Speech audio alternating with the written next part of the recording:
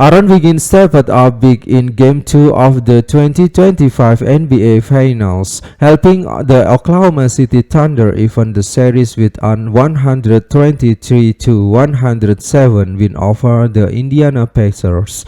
Coming off the bench with confidence, Wiggins lit it up with 18 points, including 5 of 8 from beyond the arc, while adding 4 rebounds and assists and a steal, with teammates like Jalen Williams showing fight in him even before tip-off.